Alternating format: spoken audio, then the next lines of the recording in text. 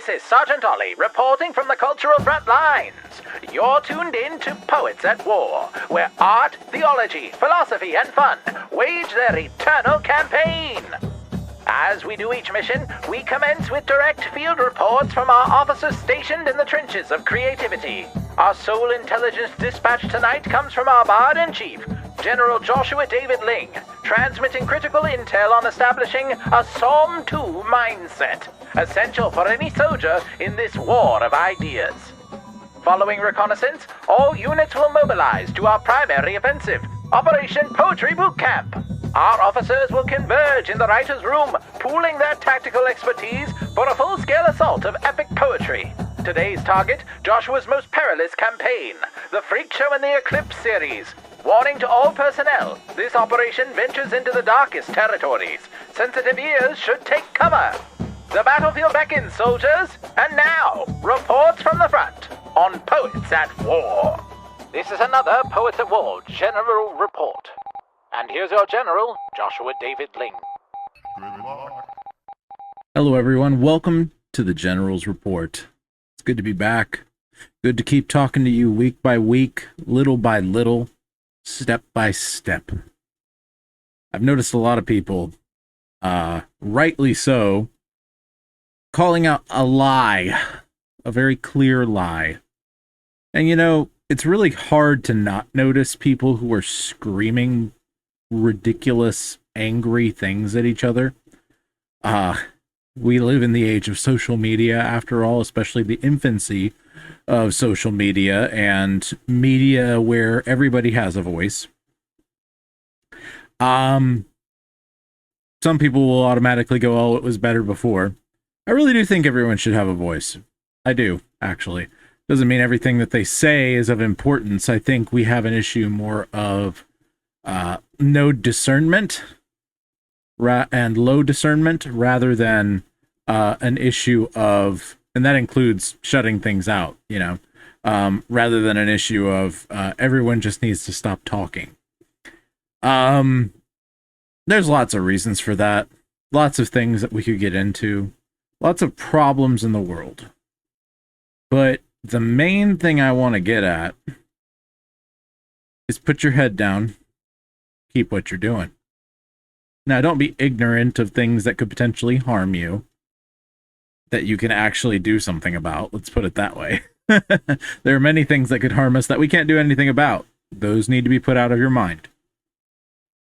You have a job. You have a calling by God. Everyone does. Many of you who listen to me regularly are called to be artists or called to support artists around you. And doing that requires intention and pushing forward. And the only way you can have intention and push forward in a world that won't shut up is Christ, the Holy Spirit living in you. Christ and the Holy Spirit living within you. So, with that, I thought that I would go ahead and sing for you on this episode some inspiration from the dude, the Lord's Bard, my middle name, King David, right? I'm pretty sure he wrote this one. If not, it was one of the psalmists, and David was pretty much in charge of making that whole psalm project, right?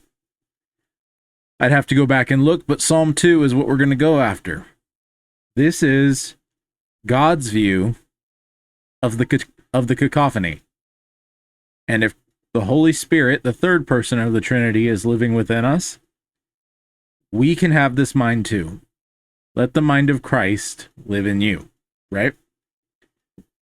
It's hard, and it takes a lot of effort, and things like ADHD and, you know, real legitimate mental health and real legitimate concerns like family and livelihood, yes, they all scream and yell, and you should pay attention where you can and where you will help.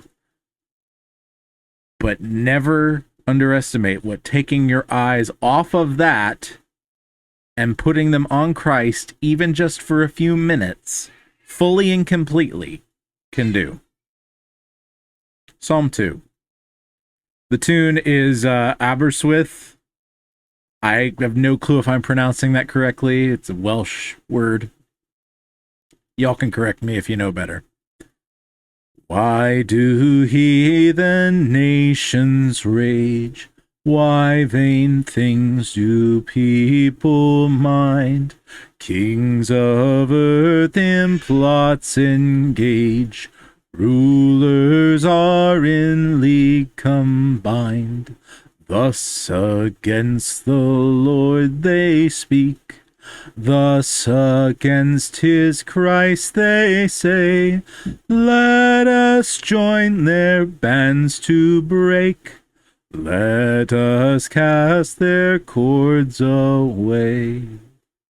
He shall laugh who sits above. God most high shall scorn them all. Them in anger fierce reprove. Burning wrath shall on them fall. Yet according to my will, I have set my king to reign, him on Zion's holy hill. My appointed I'll maintain. Thus has said the Lord Most High, I will publish the decree. Thee I own, my son, for I have this day begotten thee. Ask for heritage I'll make, all the heathen nations thine. Thou shalt in possession take, earth to its remotest line. Let thy rod of iron fall, break them with thy scepter's sway, dash them into pieces small, like the potter's brittle clay. Therefore, kings, be wise, give ear. Hearken, judges of the earth. Learn to serve the Lord with fear. Mingle trembling with your mirth. Fear his wrath and kiss the Son, lest he perish from the way, when his wrath is but begun. Blessed are all that on him stay. Praise the Godhead three in one. Praise to Father Christ the Son. Praise to God the Holy Ghost. Praise the Trinity utmost. Amen. Now, let me be clear on one thing. The lie that I mentioned earlier was specifically the whole Epstein list nonsense. There's a lie somewhere because of an inconsistency. It's righteous to be angry about things like that. It is not righteous to let it consume you. That's the difference. Now, if you are called to actually take action in that category, as a journalist, as a legislator, you better take some action. You better do what God made you to do about that issue, because it must be done. Artists and other regular people, you're not to forget, but you are to let it fuel whatever else it is that you do. As artists, we should be fired up to speak the truth in our stories, to portray villain's downfall, to portray the glory of the hero, to portray the truth of the world in which we are and the truth that God has made. Now, you're artists. I'm not telling you you have to write a certain story. I'm not telling you you have to write it a certain way. Your job is to find the patterns and redo the math to show the beauty of what God is doing. When I say the math, I mean the pattern recognition. Okay? All of story structure, all of math, all of reality is us recognizing the patterns that God has created. We must recognize these patterns because God has given us the job to recognize and catalog those patterns in a myriad of ways. Story is one of them. If you're not an artist, I want you to do what I said and take the wisdom that I'm giving you to heart in your own way. But right now, I need to speak to those whom God has given me as friends and whom God has given me to specifically minister to. Writers, especially, but artists in general, and artist adjacents who would see writers make amazing stories and artists make beautiful things. Our time is now. You have many things in your path. Every obstacle you overcome is part of your story, the one Christ is giving to you to teach you how to be more like him. One step at a time. Whether you get a word down today, whether you get 10,000 words down today, don't stop writing. Don't stop moving. Be your family's bard. Do not turn to the writers to the left, and the Lord will be with you wherever you go. We'll see you next time in the trenches on Poets at War. Amy was experimented on by someone and Frankensteined with cadaver parts to be part of some kind of crazy ritual. Marlon, his backstory is he was raised by a witch most of his life, became a Christian when a traveling type person, evangelist, that's the word, comes to his house and leaves him a Bible. He's in upstate New York. This ain't your grandmother's dusty old poetry book. Fall in, bookworm maggots. This is Poetry Bootcamp, third Friday of every month on the Poets at War Creative Network.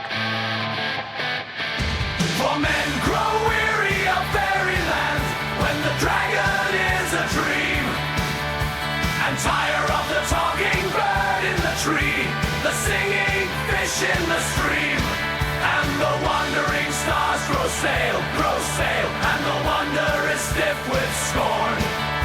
For this is the honor of fairyland and the following of the horn.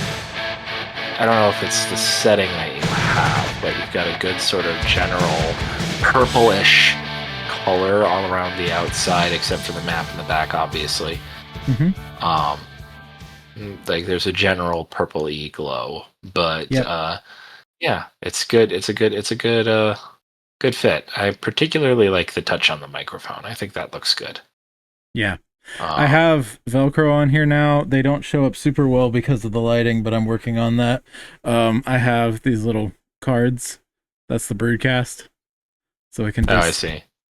slap on right there. You know? Nice. So, yeah, that's fun. Hello.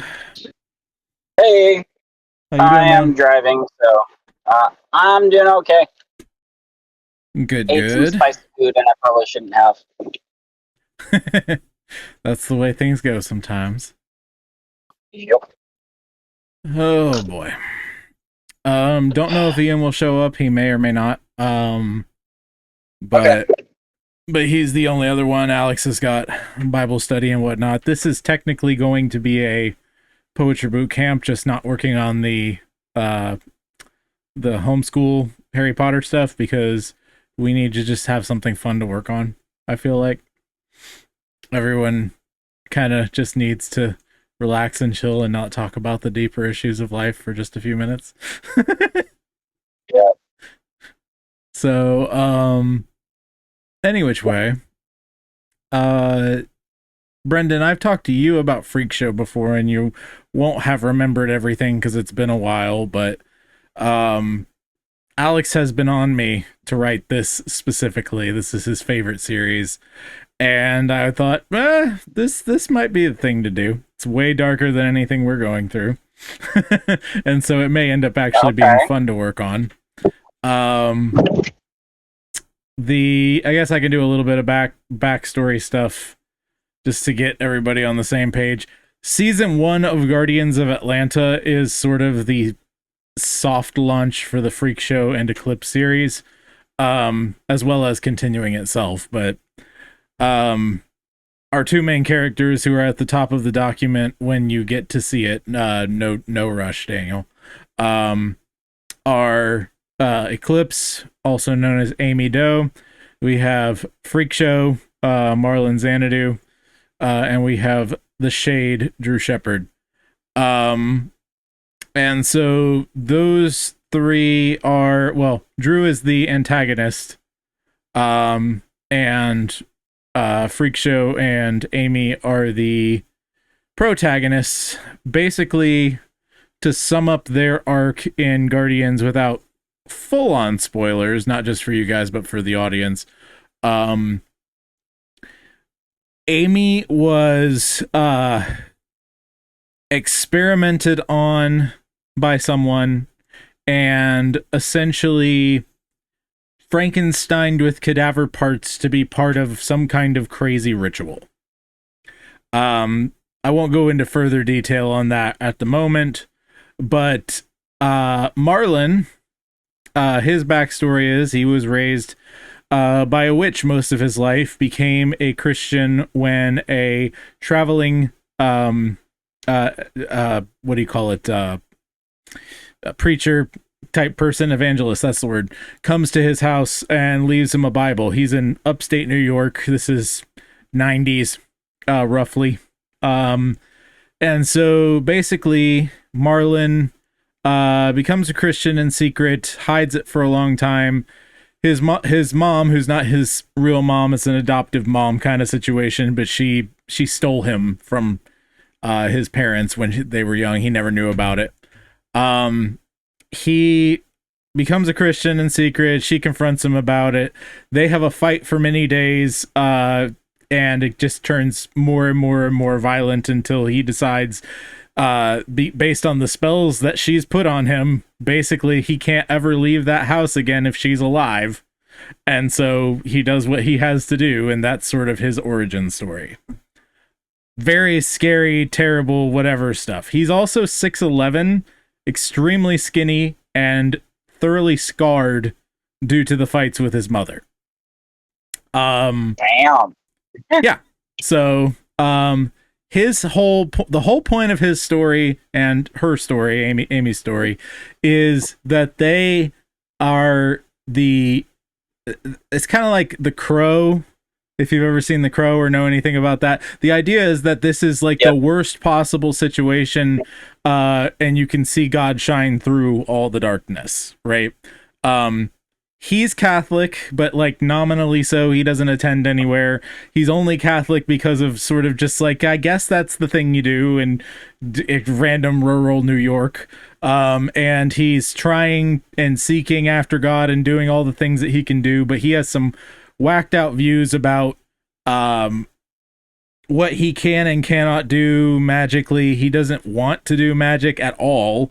He treats it like it's a necessary evil at times, but doesn't want to treat it that way. He wants to be. It's like an addiction sort of a thing for him. He doesn't like magic and doesn't get off on it, but it's like he always ends up in situations where he has to use it to save people, you know? Amy comes into his life sort of seemingly randomly, and he helps her through the events of Guardians Season 1, where she's basically like being drawn to Stone Mountain, where the ritual was supposed to take place that she was being experimented on for. I'll put it that way. So to keep the mystery a little bit for whenever you guys get to read Guardians. But season 1 of their show specifically focuses on them in New York. He's moved since his mother died. He moved to the city and just kind of hides in the shadows. Lives in a burned out cathedral kind of a thing, and they end up at the very beginning of their season. They've made enough money to purchase the condemned building and land. And they're sending off the last bit of paperwork they have to do to be full owners. And so they're starting off their new life, and one of their big things is they're going to try and find out who Amy is, because she kind of came out of nowhere, and because of the experiments doesn't fully remember who she is, hence Amy Doe. He called her Amy because it just felt like the right name, but she didn't remember her name. So that's kind of the beginning of episode 1. I have the full episode 1 in here. It is episodes 1 through 9. You can look at it at your leisure, not now, obviously. But if we have to refer back to anything, we can. Starting in number 10, poem 10, returning to the cabin, which is on page, let me see here. Pull this out a little bit so that I can see the page numbers listed. It's not showing me them. Okay, 12. Yeah, page 12 of the document. That's the beginning of episode 2. And basically through the beginning of episode 1, they are confronted by a person from Marlon's past who is a he's a monster demon hunter type guy, sort of Van Helsing-ish. But he is that way because he was part of a hyper Calvinist cult called the Light of Jehovah, and his father was killed by Marlon and his mother long time ago. So basically he's coming after them. They decide that he's too dangerous to after they survive an attack from him. They decide he's too dangerous to just let him keep coming at them. So they decide, Marlon and Amy, to follow him to his cabin in the woods across the river. In I think it's technically New Jersey is where I said it. I have a map, but that's neither here nor it says over Hackensack River. Yeah. So basically Lake Telemark is what it says.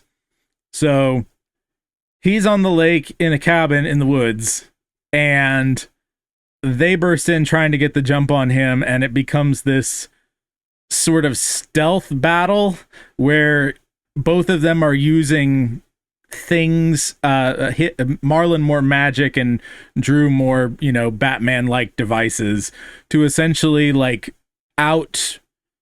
intimidate the other one. And so basically, yeah, that's where we're at. And the overall narrative of this episode is going to be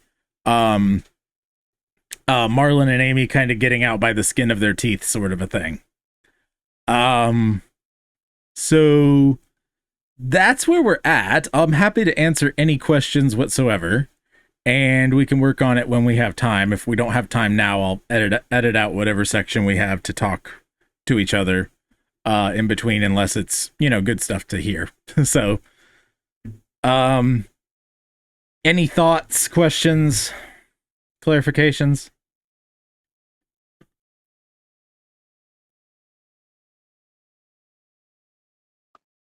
Just a second, guys. I'm grabbing some food. Sure. I've known this for a while. Mm-hmm. You're just getting caught up again, yeah.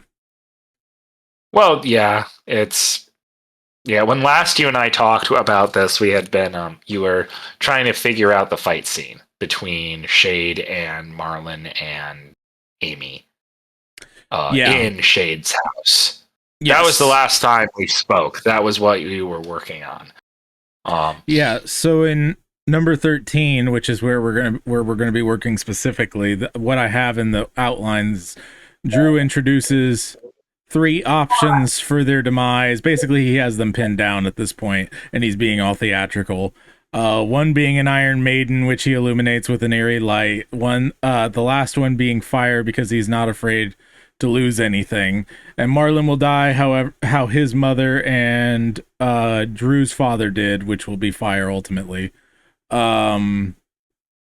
then pins Amy to a wall with a cross bolts, and she's illuminated in an eerie purple light. That's the 3 options I put down are Iron Maiden, deadly and painful poison in a syringe, or fire. So Drew's being all theatrical is the idea at this point because he's relishing the revenge sort of a thing. That's kind of where we're at. I'm trying to figure out how to make this work. I did get past where we were just slightly, which was the previous one. Returning to the cabin. It might help if I read that one. Wait, not returning to the cabin. 11. Intimidation, specifically. I think that's the one that you and I worked on, Brendan. Yeah, it was. Well, it was. Again, it was that whole. 11, 12, yeah. I distinctly remember. I distinctly remember the back and forth of, okay, how does this pan out? Marlin and Amy try to do this. Shade counters with this. They respond by doing this. Shade counters with this. Right. I remember doing that, trying to back and forth. Yep. I've got a lot of catching up to do, but what I'm making sense of sounds really cool. Thank you. And I'm okay if this turns into something else as far as the show goes. You know, this is just what I brought, right? I think that the biggest issue I'm coming to is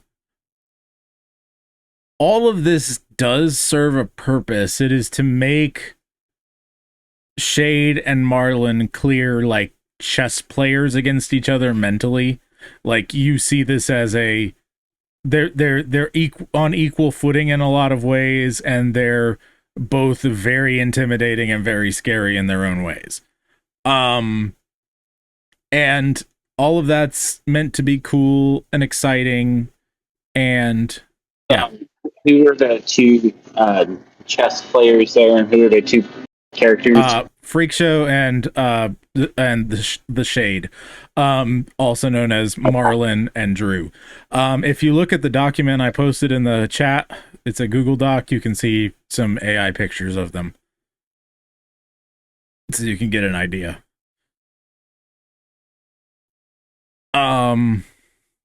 So yeah, basically, like, it does serve the story, and I think it serves it generally pretty well. Like, just the idea of everything that I have as far as the outline goes. But I'm running into the thing where action is something that I'm good at, but it takes me longer than the real, like, big drama emotional notes. And I'm trying to, especially when it's like a chess sort of action where it's like what could happen is the scary thing, right? What's going to happen next is the scary thing. I really like the idea of what could happen being the scary part. Are you going for more of a longer, super heroic style of the combat, or more of a kind of a more it's realistic? Batman and Scarecrow? You know what I mean? Like, that's kind of what I'm trying to do. I'm trying to do the psychological horror thing. You could go either way with that. You could kind of go either way with that. Like, what's your world? Like, are you trying to set up a world where, like, a fight means people could really die and it plays out viscerally? Or is it more like, I don't know. there's this sort of style of fight that I feel like really fits this well, where it's just messy. Well, why don't I read some of the beginning of this episode, and you can stop me whenever. But this kind of sets up the fight. This is returning to the cabin. Drew Shepard, also known as the Shade, returned over the Hackensack River. He drove about an hour to Lake Telemark, up a dirt road as slender as a sliver. He pulled in next to an old cabin just within the trees near the lake. Its eerie and ancient boards creaked in the breeze. A good setting for a horror film it'd make. He stepped out of his black pickup truck and fumbled around with his keys. He opened the door and stepped inside, unfazed by the chill and the breeze. The light in the cabin seemed to follow him as he took off his coat and hat. He unlaced his boots and set them by the door, heedless of the fact of his lights changing with every movement. He designed it this way, though he'd never reveal how. Over most electrical lights, he held sway. It certainly wasn't magic or some innate power, but a technological design of which he was the master. The cabin was mostly a single great room, the kitchen along one wall. The bedroom only held a twin mattress and a nightstand. The bathroom gave water from a well. He walked over to a cupboard above his kitchen sink and removed his meal for the night. He poured beef and vegetable soup from a can as his face flickered in the burner's light. He heated his meal for a few moments and poured it into a bowl. He then sat down with a spoon in hand and then poured out his soul. Silently in the flickering cabin, he gave thanks for his simple meal. But the flickering then began to change, and a coldness he began to feel. He stood and reached the wall nearby, and a machete he removed from its place. He whispered amen and stood, alert, annoyed by his cut-short grace. The hint of a laugh, a female voice in shadow, the Shade would answer. So that's the first one. The Shade, keep in mind, is the bad guy. They just followed him because he attacked them, okay? That's Drew. He's the bad guy. The guy that we've been following into the cabin, he's the bad guy. Anyway. Following the initial laugh, at his window he heard a crow. He peered through a crack in his blinds and curtains and saw the blackbird tapping slow. Soon he was joined by another bird. Then many more arrived. The murder loudly pecked at his cabin, sounding like a cacophonous beehive. But they stopped a moment later, as quickly as they did start. In fact, they stopped so quickly, Drew noticed the shocked sound of his heart. Then his eyes drew quickly over the movement near one of his vents. He saw tiny eight-legged shapes pour out of his ducts, hell-bent. Along with the spiders of various shape swarmed centipedes of various colors. They began quickly line his walls and wormed their way up from his cellars. Maggots seemed to manifest from nowhere upon Drew's simple meal. Along with dark tendrils near baseboard and wall, Drew certainly fear did feel. But he didn't show a lick of it. He resolutely stood and toward the hall to his bedroom and saw a sight unfurl. A woman who looked like Amy stood in his doorway, and as he saw her shamble forth, he noticed her body's decay. Open sores and scattered wounds dripped with ghastly viscosity, yet he stood his ground and fired his crossbow against this great atrocity. Then we go 12. Darkness snapped. This is the one Brendan and I worked on especially. All light ceased as tension grew. All tensions rose as perception remained askew. Drew licked his lips and then ended the silence's linger. Excellent illusions, Marlin. You're certainly putting me through the ringer. The lights began to raise a touch, though their source remained unseen. Marlin's voice mixed with Amy's in a note both monotone and serene. Are you there? Cut And out. he's gone. And he's gone. But it's working okay. I'll pause there for just a second. This is good to catch up on this anyway, just for my sake and whatnot, but I think he's starting to get the gist of it. Is he back? Are you back? I think so. Can you guys hear me? Yeah, where did I leave off for you? I was reading along. Excellent illusions, Marlin. You You're certainly putting me through the ringer. I'll start there. The lights began to raise a touch, though their source remained unseen. Marlin's voice mixed with Amy's in a note both monotone and serene. I know what I did to you many years ago. Taking your father's life was never once my plan. Both you and your mother have been on my mind for the majority of my life's span. She was never my mother. This is true, I know, but you willingly followed her into the dark arts, and are an abomination who belongs below. Amy heard the conversation and felt her words added by her mouth. Marlin was doing something to use her as a puppet for now. He used wind to obscure their voices and mix them so that they would not be known. While this power was generally frightening, she determined her trust must be shown. Drew slowly paced in the darkness, clearly unable to see, but tilting his neck back and forth as if trying to perceive the location of Marlin and Amy. He listened for echoes unknown, and in a moment he would make his move to take back his cabin home. Just as Marlin was about to speak, Drew threw something into the air. It gave a light pop like a Christmas cracker and lit up the air. It gave off a strange scent, almost like frankincense then. And though Marlin and Amy could see through Marlin's mist, his enchantment then came to an end. All three sat in utter darkness. Marlin touched her back and quietly spoke. Stay close to me, Amy. What comes next is no joke. So you can see they're kind of going back and forth, right? And so the idea next is that he's going to start just talking up intimidation, basically saying there's 3 ways. I'm going to give you a chance to choose which way I'm going to kill you, right? Drew's going to say this to them, right? And he gives these 3 options and says why they're options, etc. And then he fires a crossbow into the dark and pins Amy to the wall, and she's lit up in a purple light. That's the idea of the next thing that happens in this one. But it's just kind of like, I don't know, I'm having a as this goes on, let me get the other parts. It's not in here. The other parts I have outlines written for as to where things go.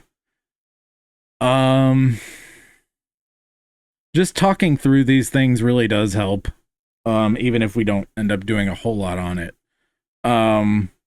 directly anyway. Following that, it says Marlin tries to go incorporeal and is ashamedly frozen, that he's afraid to go and pull Amy off the wall. She's crying out in pain periodically. Drew gives him a countdown and the 2 talk. Marlin perceives silver in the wood and cross designs, keeping him from using the majority of his magic.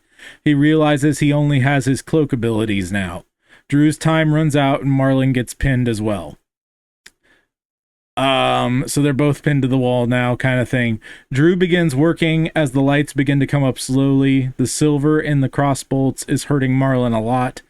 Drew is prepping a ritual to make sure both of them cannot be turned into legends. That's a whole thing in my world I won't go into right this second, but I'll come back to if you want.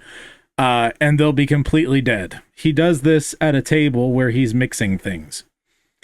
Then Drew comes over and forces both of them to drink from a goblet. During this, Marlin explains to Amy what it does, making sure they can never have a legend of themselves made. Amy said she'd never want it. She had a legend inside her and doesn't want to ever inflict that on someone else. Drew laughs and says the only record of her after this will be in the blood-red book of Red Death. Amy is switching personalities left and right at this point, and Marlin's not sure, but thinks some new ones could be appearing. Marlin attempts to move his cloak. Marlin's cloak is an illusion in itself. He uses a kind of a shadow light thing to shift his clothes as need be. Particularly his, he has a hoodie most of the time, but sometimes it turns into a full cloak, etc. A legend, for your sake, is sort of like a magical echo parasite of a famous figure in history. And usually it's created by a witch. Okay? So if it possesses you, it's not a demon, but it's an echo of a real, actual human person at some point in existence, right? And it will work to have its way with you, and it's usually tied to a physical object. It kind of sounds like a Nephilim light. Yeah. Anyway, so yeah, I think I covered what I needed to cover there. Oh, Amy has multiple personalities that occasionally crop up. She's gotten a lot better since the ritual in Guardians season 1 failed, but she still has to deal with them on occasion. Drew comes over and forces both of them. Okay, I read that one. 15. Drew begins working as the lights begin to come up slowly. The silver in the crossbolts is hurting Marlin. Oh, no, I read that one too. Hold on. 15, 16, 17, excuse me. Drew brings kerosene over and begins to pour it out. The second he does, Marlin uses his cloak to open the pocket kiln on Drew's belt, which is something that was introduced earlier, and pour some of the lava-like metal onto the kerosene, igniting it. Smoke rises intensely, and the shade disappears. So the cabin's set on fire, everything's going up in flames, and they're still pinned to the wall. Marlin tries several things, but old-school adrenaline kicks in and helps him pull himself off. Amy is panicking at this point, and he pulls her off the wall. The two are locked in as they try to get out, and the fire rages. Marlin and Amy help each other to lift the Iron Maiden and bust through the well-constructed cabin door. They get out just as the sun is coming up and the cabin is burning down. And then the last part of that one will be time jump to a week later. Marlin returns from a grocery store and bypasses a booby trap to get into the cathedral. His cathedral. Amy gasps and he says he's home. We now see that they have power that he's no longer stealing, and he puts a cream on her hand wounds. Amy was watching TV. Marlin comments on the fact that she's not had any personality switching since the event at the cabin. She says it made her more hyper-vigilant. She asks why Drew hasn't returned for them. Marlin says he's stealthy and patient, and he'll strike when he thinks he has the advantage. Amy says she still feels helpless just waiting. He says they may not have to wait much longer, and hands her his phone. She sees a text thread between him and Mr. H. Mr. H is sort of the Nick Fury of this world. In shorthand. Good night, sweetie. I love you. Good night, Peter. I love you. So that's the whole episode we're actually working on. We're just working on this scene now where Drew is... I need it to be an intense monologue about how they can choose which way they want to die, right? That's kind of the point. Does Freakshow get a chance to showcase his power, or did I tune out at a wrong spot? Most of that was in what I was reading previously. He comes in guns a-blazing as far as his stuff goes, but then realizes when he tries other stuff that there's silver in the walls, and they're like in the wood and trim of the cabin, and it's hampering his abilities, right? So he comes in with all the creepy, like, you know, the bugs and things, and then Amy, and then he's putting Amy's voice over his and all that stuff that we read earlier, right? And then it's like, oh wait, I'm playing on enemy territory. I'm on enemy turf, right? And so that's the idea, is the shade one-ups him, and that's how that one goes, basically, right? But he also loses his place and has to run away, right? So Marlin ended up tipping the thing. By the way, the kiln. Okay, so because the Shade often comes into contact with legends, okay, he's a legend killer in some sort of ways. Randy Orton. No, I'm just kidding. Anyway, that was Randy Orton's nickname years ago. Anyway, because of that, and because most legends are formed with objects, like physical objects, usually jewelry or something of that nature, he keeps on him a specialized it's a cool little bit of technology that's essentially a pocket kiln. If you don't know what a kiln is, it's a big like bowl or cup, that stone bowl or cup to melt metal, right? You heat it up like crazy hot and everything. So he has a special one that stays hot on his belt and stays sealed, right? And he uses it to destroy objects when he gets a chance, right? If he can potentially save a person by killing the legend, by pulling it off of them, etc. Although sometimes he's just thoroughly happy to just kill somebody and then destroy the legend, whatever. But so Marlin, when he finally gets the drop on the Shade, uses his cloak to open, controlling it like Doctor Strange, basically, to open as a darkness tendril, to open the pocket kiln and pour it onto the kerosene that Drew had already poured out to burn them alive. And he has to bail before, instead of setting a fuse, basically, to get away, right? And so he loses his place. He was going to lose his place anyway, but he ended up having to run away, and they ended up getting out, right?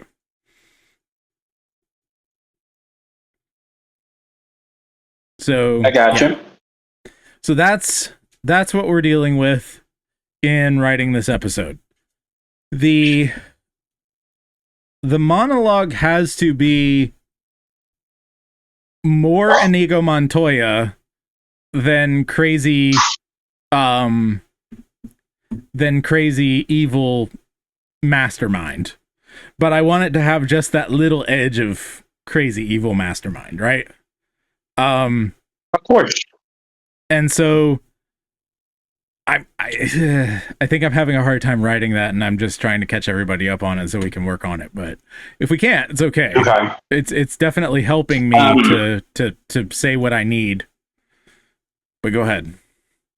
Yeah, so it's Shade supposed to have his crazy Inigo Montoya speech?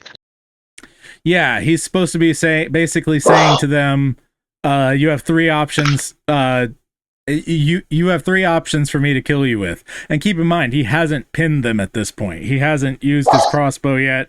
He has it available to him, but he's in the dark and they think he can't see them. Right? You mentioned he's part of a Calvinist cult. He's a hyper Calvinist cult called the Light of Jehovah. Basically, they were founded around the same time as the Knights of Adonai, which I've talked about before. But basically, like, Knights of Adonai are Calvinists, but they're more generally good guys. They have sort of a Jedi thing where they're sometimes a little bit too pompous or whatever. But the Light of Jehovah is basically like, you're not strict enough. You're not going out and purifying the church enough, right? Kind of a thing. And thus, we're going to be the only pure branch, kind of a thing. And so yeah. So Presbyterian versus Reformed Baptist. Okay. No, they're definitely not Baptists. They're let's put it this way. They are independent Presbyterian, which is a thing, regardless of how anyone would say it.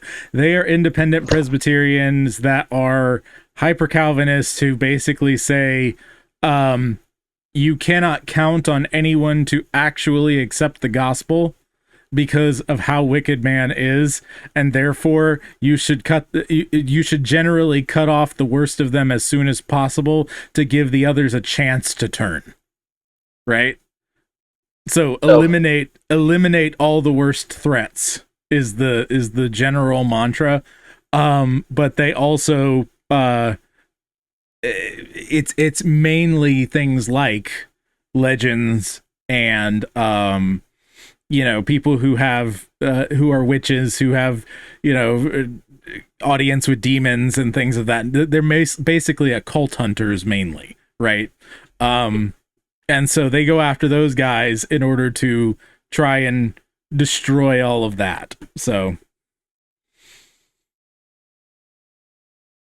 yeah. So I need he's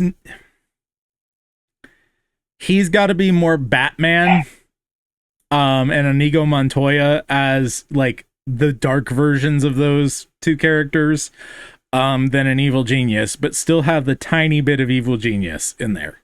That's the line I have to walk with him, because he's the antagonist in this episode, but he is more of an anti-hero over the course of how things go. And when I mean that in the true sense of an anti-hero, he's not just an antagonist, and he's not like an actual hero, really. Like he's absolutely in the gray area as far as the way things go, even though he's definitely on the darker side of the gray. So you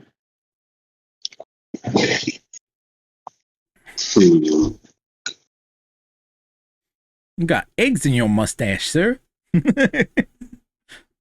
That's why I turn my camera off. Oh.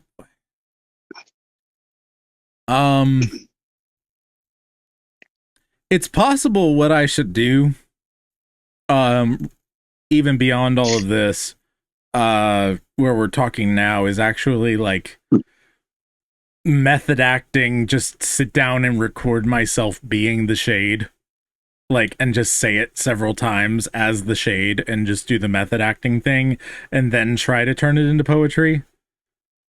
I think that might be where I'm stuck. Yeah. So that'll probably be the best thing to do.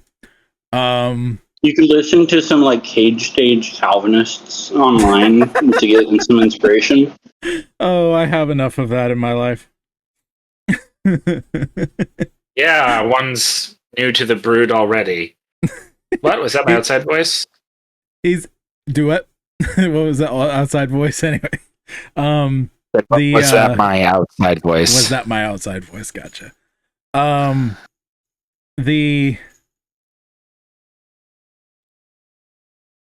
guess that's the main thing I need for this as far as things go, and I'm gonna add that to my list of stuff to do. But just talking this out has been really helpful because I'm realizing kind of where I'm at. What are you guys working on currently when you do have time? What is it you want to work on? Let's put it that way, because both of you are very, very busy right now. I know that, with life and everything else, but what is it you want to work on, and what is holding you back in that regard? Obviously, work, but about the only thing that I'm working on right now. Hearing your story makes me want to hop back into writing the Midnight Accord, but I just haven't gotten time. I've been mainly focused on building the board games I've been working on. Yep. Mainly that. Is that just because it's a different part of your brain and it's easier to access that one than the other when you're busy? Yeah. Is like I can think of rules or like a card and be done with it, and then come back to it later. Right. That makes sense. Obviously, you're crazy busy with work and stuff, Brendan, but what is besides work and sleep, what mentally do you have any mental hurdles you're working on specifically in regard to like writer's blocky type stuff? It's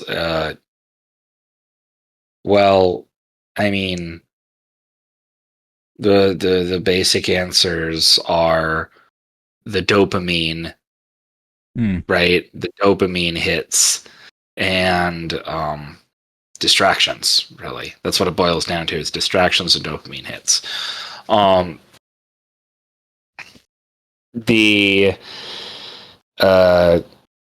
There's always something I want to do. There's always something I want to move forward with, but like, there's I came to a conclusion recently that I shouldn't be trying to do 2 billion things at once, which sounds like duh, but you got to realize that a lot of these are like it's actually not as simple as duh. The main, like, I know.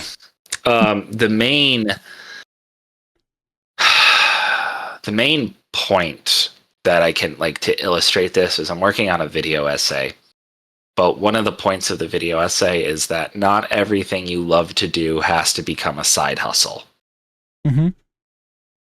Not everything you shut up, Daniel. Not everything you. I appreciate the sarcastic clapping. It is amusing.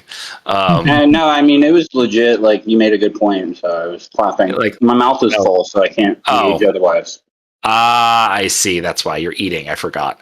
I wasn't looking at the cameras. See, the thing is that, like, yeah, it boils down to, like, we live in a culture where it's like, if you're not moving forward, you're stagnating. And it's like, I don't think that's correct. Right. Sometimes you're waiting for opportunity. In a sense, it's correct, but the lie comes in where waiting is passive, which is something that I struggle with a lot.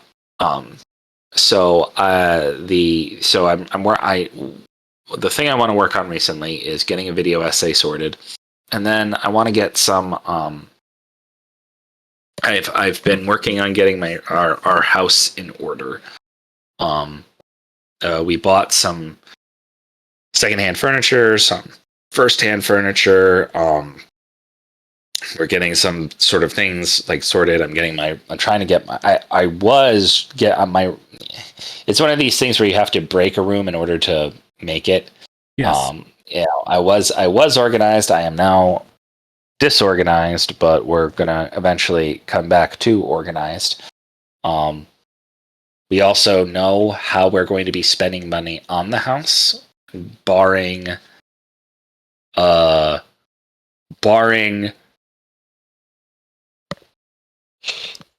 sudden issues, right? Like, if the water heater breaks, we're going to fix it. If if something breaks, we're going to fix it. But the next step in improving the house is getting new windows. And so financially, that's going to be a not insubstantial thing for us, but we are also going to be installing them ourselves. It's not we're not paying a company to do it. So that's going to help reduce the cost, but you're still looking at, like 6,000 for the number of windows that we have. That's still just in material. That's what we're looking at. So we're working on that. But that's sort of that getting that done is that becomes tricky because I'm a dad, I'm a husband. So I go to work during the day, then I come home, I need to make sure that I'm spending time with my kid and playing with him and, spending actual quality time with him, which I don't always do that cheerfully, which is a problem. Welcome to Sin and Misery. Do. Oh yeah, did. Anyway, so there's that. But I don't want to turn this into the Brendan therapy session. But no. I'm just trying to explain. I'm trying to explain the complexity, right? So this means that when the kid goes to bed at 8:00, I have an hour or two, and now I can't work on anything that involves loud noises. Right. So yeah, that's how that goes. So I'm working on basically the thing that is the biggest hurdle is the distractions, the dopamine, I can't work on this now, so I'll just let myself go and do this other thing, right? Right. Or because it's this is going to be something I talk about in the essay, but there's another lie is that, if you want something bad enough, you'll get it. No, that's not how that works. I want to fly without an airplane. I'm not going to get that. Right, but I mean, realistic, achievable goals, right? The idea is that if you're motivated enough, you can do it, and it's like, well, that motivation's only half of it. You also have a lot of actual other things going on. The point of Malcolm Gladwell's Outsiders books or Outliers book isn't that if you do something for 10,000 hours, you become a master. That's not the point of the book. Right. The 10,000 hours is one component, but it is a component that's only possible because all of the other components were in play. Being in the right place at the right time with the right people, which is basically the entirety of the book, right? If you want a summary of Malcolm Gladwell's Outliers, it's get 10,000 hours of practice by being in the right place at the right time with the right people and the right tech. That's literally the book. Right. And part of that is learning how to circumvent things to the best of your ability, but even that is finite, right? Like you're saying, eventually it's in some way it's the perfect timing and the perfect people in the perfect place, even if it's not perfect, right? No matter how good you are at circumventing, it's going to be the right time or the wrong time, right? So I'm with you on that. And so ultimately what I'm trying to do and this is something that as I'm thinking about it, I need to do with the essay. There is, in Joseph's story, in whatever book that is, I think it's... Excuse me, sorry. Joseph's story in Genesis, wherever he was, he excelled. He didn't go and try to excel. Right. He did what he was supposed to where he was, and he excelled. So it's that's just a component of what's going on. And so the whole let's not make everything into a side hustle is all right, I don't need to turn my stories into published novels that can sell. I don't need to turn my webcomic into a super serial thing that will sell. I don't need to generate success. You don't have to chase every rainbow, yeah. Well, we don't have to chase every rainbow, but also sometimes you need to let art be or not art. Sometimes you need to let the things that you love to do, just do them because you love them, not do them to make money. The goal shouldn't be that other thing. So yeah, that's sort of a deeper dive, much deeper than the question you actually asked, because all you asked is, okay, what do you want to work on and what's stopping you? Well, what's stopping me is distractions because they're easier than the overwhelming mess that I've set up every individual thing to become. Right? So, yeah. I gotcha. Well, you don't think you over answered. That's kind of what I was wanting to get at anyway. You're working, within your means. That's what it really comes down to. You're doing what you can with what you have for the sake of your enjoyment and your family's benefit, whatever that looks like at some point, right? It doesn't mean that you're necessarily ever going to make money, but you doing something you like and sharing it with people will be to your family's benefit ultimately, right? Trying to learn how to do the thing well, I think. I would say that. That would be the only correction to what you said. Is it's not that I'm doing it; it's that I'm trying to learn how to do it, because that is the issue, right? If I knew how to do it, it wouldn't be a problem. Well, in a sense, seeking after learning how to do something is doing it. like ultimately, in an ultimate sense, right? Like I'm not saying entirely, you know, like yeah, you have to prep, you have to do all the prep, but pre-production is still a component of production, right? And I'm not saying you're doing pre-production, I'm saying, you know, generally speaking, right? Go ahead, Daniel. How many wars did Tolkien have to fight before he could actually finish Lord of the Rings? I mean, one, he wasn't in the Second World War, but Okay. he was, So, but yeah, I know what you're saying. He was quite old when he finally got the Hobbit out, you know, so, and yeah. that wasn't even Lord of the Rings. Yeah. Oh boy. But yeah, so I'm not saying that you are doing the thing, buck up. I'm not saying that. I'm saying working toward doing the thing is the thing that's going to get you to do the thing. So you're following the path is my point, right? So that's good. That's good that you're following the path, you know, even if it's hard. Yeah. Sure. Yeah. Well, we have been on for 55 minutes. Daniel, if you want to talk a little bit more about what you have going on and what you're hoping to do with Midnight Accord or Maiden's Child or anything of that nature, I'm willing to do that. Otherwise, we can wrap either way. Yeah, I mean, really, most all of the creative projects have been put on pause. I do a lot of character exercises with ChatGPT, where I've fed it all of my characters that I want to have in the Midnight Accord, and I'm kind of killing two birds with one stone. And I'm actually having the characters of the Midnight Accord play test a board game that I'm making with me. Oh, cool. Yeah, that's fun. So I can kind of see how they would strategize and how they would play in real time. And then I can also just focus on the game right now and let them, you know, go out and solve crimes together and punch a ghost in the face and all that stuff and come back to it and then just record their adventures later. So I get to play with my imaginary friends in a very not creepy pastor I'm fine kind of way. And also play test my board game. So it's a fun little project that I'm just trying to have fun with for right now because it's all I can do with it. Like he was saying, I mean, it can't be a side hustle. Yeah, but that's kind of where I'm at with things. Maiden's Child is in development. Aaron and I kind of ping pong it back and forth.